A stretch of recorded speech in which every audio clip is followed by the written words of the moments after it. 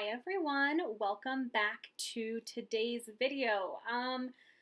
Today's intro looks a little different than my normal intros.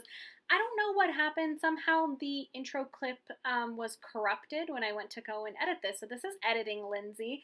I'm filming this quick little bit for you guys so I can talk to you guys about the project that we're going to make today that you see here. So luckily, all of the footage of me actually making this project is perfectly fine.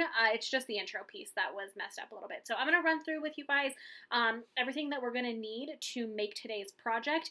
If you want more details, you can always go to my coordinating blog post, which is the first link in the description box below, and it'll give you a full list of products laid out with some more information for me on this project. So to jump into what we're going to need for today, the first thing is the Whiskey Business stamp set. So this is one of my favorite stamp sets from the new catalog. I am literally obsessed with it. I love it. I am a whiskey drinker myself, so it just really spoke to me, and I have a lot of men in my life that are also whiskey drinkers, so I just felt like this was a really good masculine set that I know I would get a lot of good use out of. So I'm super excited for this one. Along with it, we're going to be using our stitch-shaped dies. For ink, we're going to be using StazOn, and then we're also going to be using Cinnamon Cider, which is a new in color for this year. So I am going to be using the stamp pad, but when we get into actually making it, you'll see that you don't necessarily have to use this stamp pad because we're not stamping with it per se. We're really more so using it for the ink. So as you guys know, I love using reinkers. If you watched I think it was my last video about the rainbow card, I used reinkers there, and I talked a lot about reinkers and how they're a pretty good bang for your buck and how you get quite a bit of use out of them, or you can get quite a bit of use out of them. But I also wanted to show you guys that you could still achieve a similar result just by using your stamp pad and using that to paint with in case you don't have the reinkers and you're not ready to purchase them, just to show you a little bit of versatility there. So I am using the Cinnamon Cider ink pad, but you don't have to. You could use your reinker. You could even use a Stampin' Rhyme marker if you have it. And I'll talk a little bit more about that when we actually get into the making of the project. So that's the ink that we're using for today. We're also going to be using the Forever Greenery trim combo. We're going to be using the gold trim from that combo pack. And that is one of my favorites. The only thing that I don't love about it is that it frays a little bit, but other than that, it is so fun to work with, and it's so versatile. I think it really gives this card a little bit of a pop that it really needed. We're also going to be using our water painters. We just released new water painters, but any kind of paintbrush with water or water brush will work perfectly fine. And then for our paper, we're going to be using a piece of the In Good Taste Designer Series paper, this really pretty wood grain that you see here. And this is cut at 4 inches by 5 1/4. We're also going to be using a piece of watercolor paper for this, and the piece of watercolor paper is cut at 3 inches by 3 1/4, and then I also had a couple of scraps. So I had 2 scraps on the side. I had one that was large enough for me to cut my little sentiment, the little circle that you see there, and then I had another that was just tiny, and you'll see it when we get into the video, just tiny enough for me to test some colors on and make sure that I was getting the right ratio and whatnot. So you just need a couple of scraps along with that piece cut at 3 by 3 1/4. And then for our card base today, we're going to be using a piece of Just Jade cardstock. This is also a new in color for this year, and it's a gorgeous color. I love this one. And that is our standard size card base, which is cut at 8 1/2 by 5 1/2 and scored at 4 1/4. So hopefully you guys got all that information. I know this is a little different than what I normally like to do, but you know what? We're making do with what we have. So with that being said, let's go ahead and jump into the project. Okay, so I want to start off by getting all of my stamping done. So we're going to be using our StazOn Jet Black ink. And so I have my 2 pieces here. So I had the piece that was cut at 3 by 3 1/4, and then I have my scrap piece. So I'm going to work with my scrap piece first. And I'm going to be using the sentiment that says, ooh, there is a fly or a gnat or something right here. I'm going to be using the sentiment that says, being a dad is a whiskey business. I figured with Father's Day right around the corner, this would be a really fun one to put together for Father's Day. So I'm just going to stamp this right there, and I'm going to set that off to the side just for a second. Then I'm going to bring in my other piece here. And I'm going to, so there are two stamps in this stamp set. You have the decanter, and then you have a little glass with some ice and some liquid in it. So I'm going to take the decanter first. Are y'all surprised that I know what that is? I actually really, really, really love whiskey. We drink a lot of whiskey, and I love it. So I'm going to place this in the bottom left corner, just like that. Try not to rock it. I did rock it a little bit. Oh no, it looks good. Perfect. Then I'm going to take our little glass, and I'm going to get that all inked up, and I'm going to put this right next to it, just like that. And then you see that you have this kind of like weird white space there. I promise it's not going to be a weird white space. We're actually going to, that's where our sentiment is going to go. So I'm going to take this, I'm going to set that off to the side just for a second. I'm going to bring back in my sentiment. I'd like to just get my big shot work out of the way from the very beginning. As much as I can do to kind of get myself really prepared, I like to do that. So again, we're using the second smallest, circle from our stitch shapes. Ooh, I just put my finger in ink, I believe. And I'm going to bring my big shot over. You guys, I cannot wait until our new cutting machine comes out. It's not out yet, but it will be soon, and I cannot wait. I am so looking forward to a new cutting machine. Okay, I'm just going to crank that through. I like to crank it through twice just because it kind of comes back to me that way. And this is watercolor paper that we're working with. Did I say that? I feel like I'm not sure if I did or not. We're working with watercolor paper, in case I didn't say that earlier, because we are going to be doing some watercoloring. So, ooh, I almost just knocked that off my desk. Okay, so now we have this. I'm going to, again, take this guy, set him off to the side. I'm going to bring back in my other piece here. So I have just this big clear block. This is the F block, I believe, yes. This block, it's great for just kind of having on hand for larger stamps if you do a lot of background stamping. I don't really do background stamping. I actually don't think I even own a background stamp anymore. I'm trying to look across. I don't think I do. So it's good if you have background stamps, larger stamps, and whatnot. I find that the E block is probably the biggest that I need for like everyday type stamping. But what you can use this block for, and what I really like it for, is kind of a watercolor palette or a paint palette. So like I said, we're going to be using just our regular old stamp pad. So I know I did that project not too long ago with the rainbow, and I used the embossing paste. I used a lot of reinkers. I just wanted to show you guys, if you only have stamp pads, you can do very similar things with just your stamp pad. So all I'm going to do is take my stamp pad and just lightly tap it on this clear block. That's probably all I'll need. If I need more, I can add more, obviously. But that's all I'm going to do. That's the only reason we're using this stamp pad today. So you can use your stamp pad. You can do the same thing with your Stampin' Write markers. If you have your marker, just scribble it onto the block, and then you can take your water painter and you can go and paint right in it. I wouldn't suggest using your Stampin' Write markers because you just have to use a lot more to kind of get what you're looking for. But if you're in a pinch and you needed some kind of ink to watercolor with, you could absolutely do that. So this is just another option. I 100% prefer reinkers because I think they're just a better bang for your buck and you get more for your money. It's a little bit easier to play around with them, but this technique is one of my favorites. I did this for a very long time and it works fantastic as well. So anyway, enough of my rambling. So all I'm going to do now is take my water painter and I'm just going to mix some water in here. And the reason I have this scratch piece of cardstock over here is because I just want to kind of test out what colors I'm looking for, right?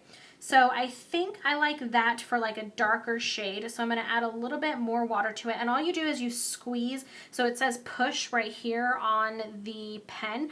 All you do is squeeze that and it brings in a little bit more water, and then you can kind of dilute down your color.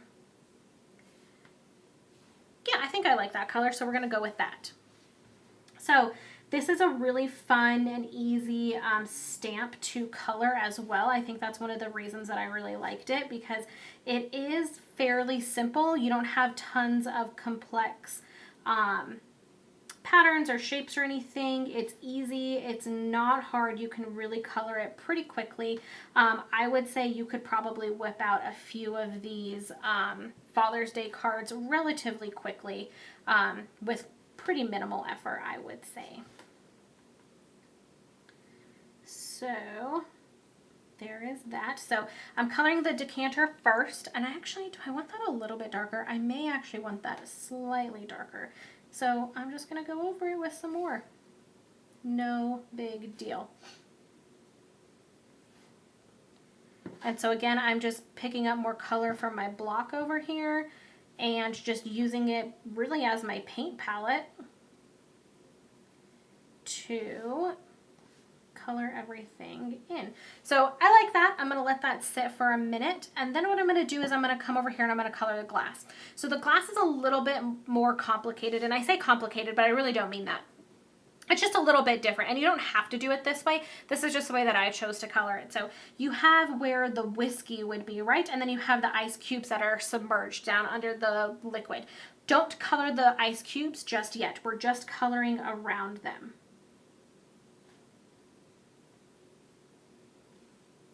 If you get some in there, it's not that big of a deal, but you want to try to not color in the ice cubes because we're going to do a fun little effect with them here in just 1 second.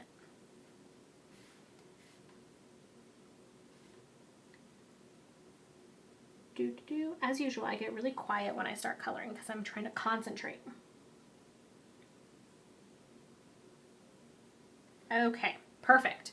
So now what I'm going to do is I am going to, actually I think I might want a little bit more ink because I am going to go back in and just do some accents. I'm going to let the little cup dry for just a second, and I'm going to come in and I'm going to do some accents on the decanter, and then I'll do some accents on the cup. So when I do accents, I want it to be a darker shade. So I want less water, which is why I was like, I think I just want a little bit more ink. So again, I'm just testing it out, looking to see what kind of color combination I like, and I like this. So I'm just going to, with a very light hand, go in, and anywhere where there are little marks in the glass, so anywhere where I have some black lines, that's really where I am adding this darker shade. So it doesn't have to be perfect, and don't be afraid of it either. Just kind of go with it, and you don't have to do this. I think it just adds a little bit of dimension and texture to it, to the card, so I like it. But this step is optional, obviously. Do what you feel like you want to do. And then what I do is I kind of just really dilute down my brush and really have hardly any color. And then I just kind of go over it to just kind of blend everything back in. So you have some shadows, some lights, and some darks, but it blends really, really nicely into each other. So then I'm going to do the same thing and just pick up some darker color in the glass, and it's really kind of along the sides here. I did the glass a little bit darker than I think I kind of wanted to, but that's okay. No big deal. And kind of fill that in. And then again with some just really water with some very, very, very diluted color, go in and blend that. So now for my little effect on the ice. So you see here there's a line right here, and all the ice below it would be inside the glass. So it wouldn't be the shade of the whiskey, right, because it's an ice cube, but it also wouldn't be clear because it's in the whiskey, right? Does that make sense? I'm also overcomplicating this a little bit. So what I'm going to do is take some very, very, very diluted water, a diluted color again. So like literally more basically all water with a slight little tinge of color in it. And see how light that is?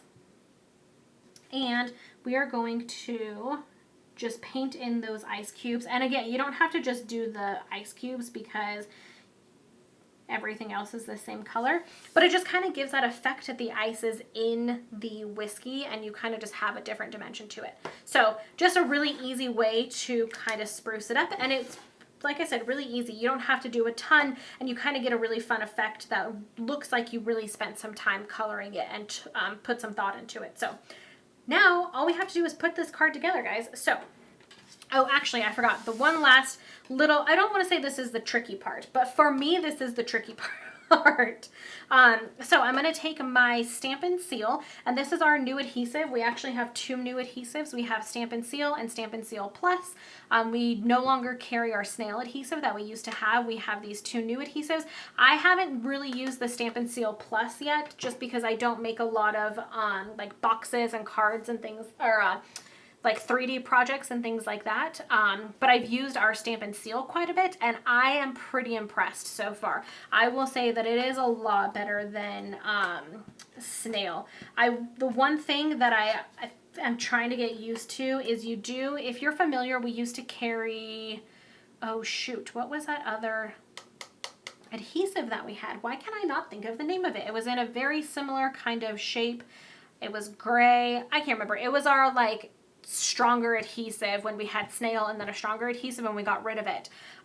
But one of the tricks is you kind of have to check your when you're doing it, so that you can kind of cleanly cut off the adhesive. And I find that I do have to do that with this one. I don't mind it. It's just kind of become a habit again. But if you're having issues with your adhesive kind of sticking and stringing, try checking it. That's kind of the technical term. Try checking it. And that might help. So all I did was on the back of our little circle, I put a bunch of adhesive on it. And so I'm being a little mindful of the direction of my sentiment. You don't have to. I just prefer this look. So I'm going to flip this over. My sentiment is going this way. And then I'm just going to take this gold thread. And I don't really like these like super stringy bits. This thread seems to unravel pretty easily. So I'm going to put that out a little bit because I'm going to chop it. And then all I'm going to do is take the thread and I'm going to loop it around a few times. And because we have this adhesive here, we can basically just place it where we want it.